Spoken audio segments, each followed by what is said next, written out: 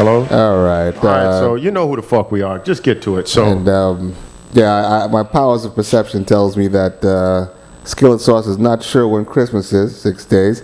He doesn't think he's going to get any presents, and he hates Santa Claus because he's fat. I never said I hate Santa Claus because I'm fat. I said I just don't really roll with fat Santa. You know, Okay. Not that I roll with skinny Santa. I just, Santa does his things. He's got the little kitties on lock. So, that's how that goes with Santa. That didn't sound too cool. He has kitties on lock. That sounds like one of the stories that we're going to be fucking doing. It could be. He hangs around kids all the time with real short people. So who knows? Again, it is the 19th, week before Christmas, and the airwaves, everything has been filled. Yeah, not a thing has been stirring with except the unfortunate incident that took place in Newton, Connecticut. We're going to sound like scumbags, and we don't give a shit. Our football night was interrupted because old Blacker felt the need and whether fine, go talk to these people. They're distraught. They're destroyed. They're do it on fucking CNBC or something like that. Don't you interrupt a national game, primetime football game, so we can hear you tell these people that we feel bad for them. I'm sorry. Was this necessary? I mean, I know there's people out there who think that because the president. I don't know, but there was some woman on there who was crying, of course, because she was affected by this tragedy. But she was like, the president, he came and he spoke to us like we were real people. As opposed to chocolate bunnies? I don't know. What the fuck is he supposed to speak to you like? I don't know. And in a situation like this, don't you think he was briefed exactly how to go out there, specific pauses when you're training somebody to speak in front of audiences? You want to evoke a type of emotional response. There's certain delays and pauses that you do when you really want to ponder the gravity of the situation. Stop it, Skillet. But you see, you're making me weak. It's things that these guys do, and what does she expect? I mean, he is a politician first and foremost. My main concern is I don't even care about him, saying what he has to do, because he has a job to do. Whether you agree with his policies or not, whether you're a Republican, Democrat, what a politician has to do, what a politician has to do. Just not right there in the fucking first quarter of the national game when you have the two elite superpowers of the team, fighting one another. And I know that's just game and not real life, but we all live real life. We live real life every day. And you lived real life, really fucked up part of your real life years ago. Exactly. So I am very aware of what it is, and what he's talking about, but I don't know. I mean, I just think, there could have been a way for them to, why at that time? See, but then again, it might have been perfect timing because he figured, hey, I'm going to have X amount of million people watching, watching this game right now. And of course, you'd have to be a monster to, want to rather see a football game than to listen to this man try to console bereaved people. It reminds me of when Sandy hit. And I believe, Obama wanted to come down here and speak to the people themselves. Yeah. And I think that Bloomberg was like, because of course, when the president comes, all shit has to stop. Yeah. City has to stop, cars, streets have to be cordoned off, blah, blah, blah, blah, blah. And I think Bloomberg was like, no, we can't do that right now. And some people were like, that was fucked up. No, Bloomberg was right. Bloomberg should have said, just do what you did here. Go on fucking TV and say what you got to say. Because guess what? I personally don't give a fuck whether fucking Obama comes down here. Unless Obama's coming down here to give me money to fucking legitimately kickstart the economy, not with just words, but sincerely do something and create sustainable jobs.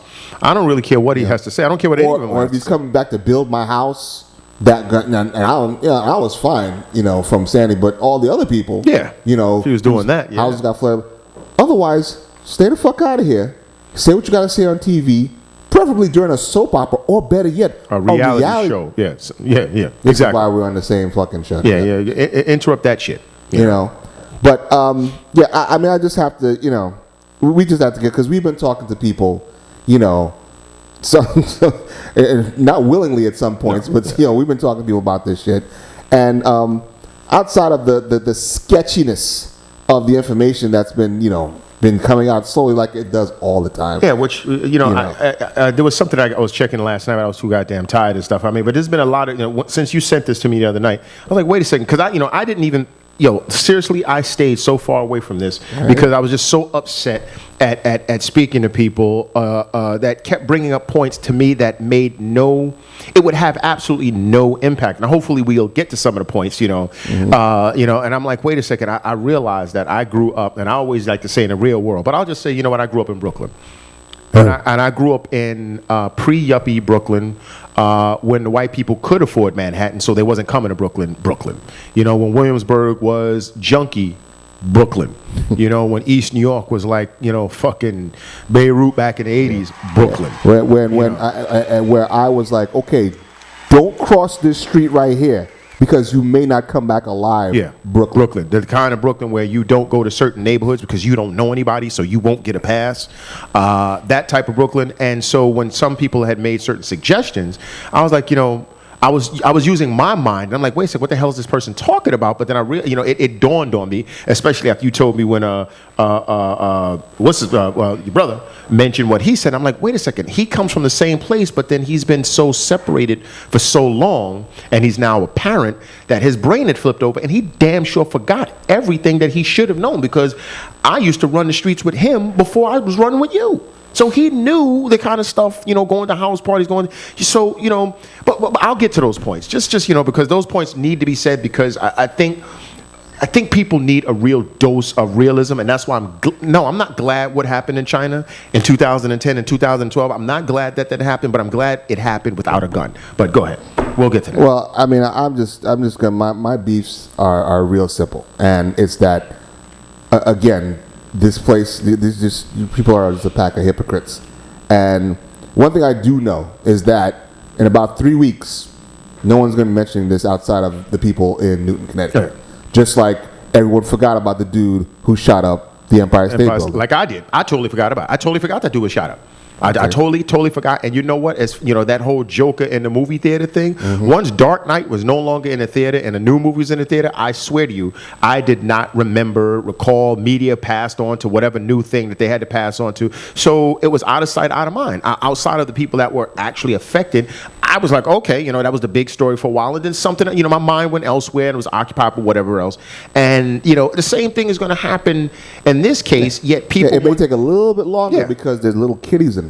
Oh no, it's going to take a little bit longer, and actually, they're really trying to go on a sincere crusade to do absolutely nothing, to accomplish absolutely nothing. And they're going to. I mean, do you want to actually get into the story? Because I could run with my point all day, because I've been thinking about this all day. I actually planned on just doing our personal beefs at this first segment. And okay, well then let me get to my personal beef, because it was a comment that I read. Because the comments were really good. It was very polarizing. It definitely let you see how people were thinking. There was a lot of people that was like, wackos, gun maniacs. This always happens.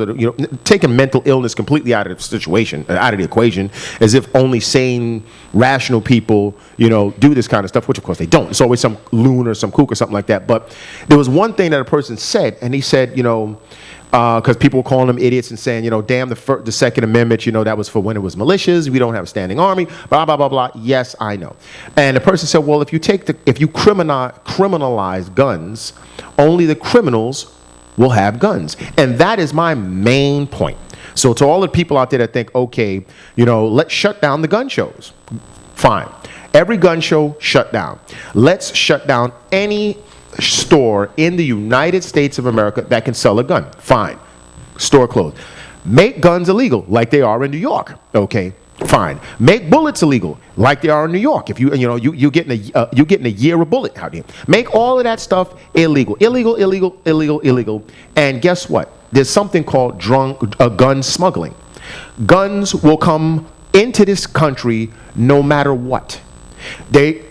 When I was growing up, and I've seen guns before. I've never had to shoot at anybody, but I've been around people that shot at people and got shot and all sorts of stuff like that. No one ever went and got guns that could be traced in any way, shape, or form. That's what you didn't want. You didn't want a gun that had a body on it or something like that. You wanted something fresh out the box, but you didn't want to get it from a source that they could trace you back. Because if you got a gun and you're in the street, most likely you're going to use it to shoot somebody, which even in self-defense is kind of illegal because the gun shouldn't have been purchased. Like Bernard Getz, he still got time because he was shooting people with an illegal gun. Bernard Getz. So you're going to do time anyway. People don't want a lot of connection to something that's going to trace them back. And that's just the citizens that just want guns. The criminals, they doing criminal shit anyway. So they really don't want any connection to anything. And I asked several people, how do you think guns get into this country that were not manufactured in this country and were never sold at any of the outlets in this country? I mean, a magic chicken didn't just, clack, clack, and fucking guns come. They go through the docks. You've had to seen some movies. The Sopranos, for one, understand. Did they run the docks? What show did it? And I think Boardwalk Empire, they run the docks. See, these movies are based around real things, just like the Prohibition days when they banned alcohol. And all they did was force it underground, and they had a big, huge network of people running alcohol up and down the riverfronts. And you grease this person, you grease that person. The point is, they wanted to drink, they drank. People that want guns, no matter what soapbox shit that people do, it will still be acquired. So all of this stuff is absolutely worthless. That's number one. And number two, the intent of a human being to kill. Do you honestly think if a person is absolutely crazy and they want to wreak havoc and create death, that the lack of a firearm is going to dissuade them from trying to accomplish their objective? Because I wish my thing was working. That dude in China, now he didn't kill anybody, this last dude. He slashed up a whole bunch of kids and stuff, cut them up. He cut up more than 10. I think it was like 22 kids got cut the fuck up. All right, he went in school, slashed up the kids. In 2010, some dude went in there and cut up, at one time, he killed 8 kids. Okay, and fucked up a whole bunch of rest. No guns present, okay? They said in 2010, I think 20 school children died and over 50 were injured by crazy, motivated, malicious adults with sharp weapons. So they can't have firearms and AK-47s or anything like that, yet the person was able to accomplish their objective. So when does this stop? There was one person that was, and they brought up a good point. We're going to have rounded corners on all of our tables, no sharp scissors, no anything. Because if a person, there was a situation where a person tried to recreate Death Race 2000, which was a movie that came out way a long time ago with Sylvester Stallone and David Carradine. And then they remade it with Jason Statham. And he decided to use the car as a weapon. And this guy, luckily for him, he didn't accomplish what he had wanted to accomplish, but he was intended on running over multitudes of people because he was crazy and saw a movie or whatever the hell and thought that it would be cool to run down a bunch of people. Would that mean that no one can have a car because a maniac decided to take something that cannot operate itself? This is not KITT, this is not Knight Rider, okay? The guy decided to use something that's available to conscientious human beings and turn it into something that was negative. Now, obviously, weapons are meant to cause harm and intimidate and cause harm. But in the hands of, I know several police officers right now that never had to discharge their weapon ever once. Never once. I mean, you could lock me in a room full of guns, okay? That doesn't mean that I'm going to all of a sudden say, you know what, since I'm around all these guns, why don't I just take them and go shoot up a bunch of school kids or go blow up a post office or whatever like that, because I am sane. I am a sane individual. But people don't want to hear that. No, they don't want to hear that. They don't want to hear that. But then the criminals laugh. The criminals are laughing. Because I understand, what was that, in Detroit and I know in Newark at one point, just to show you the mentality of a criminal. When they... Actually, you know what? Hold that criminal, that maniac story. Yeah. We're going to take a quick break and then we're going to come back. Sure.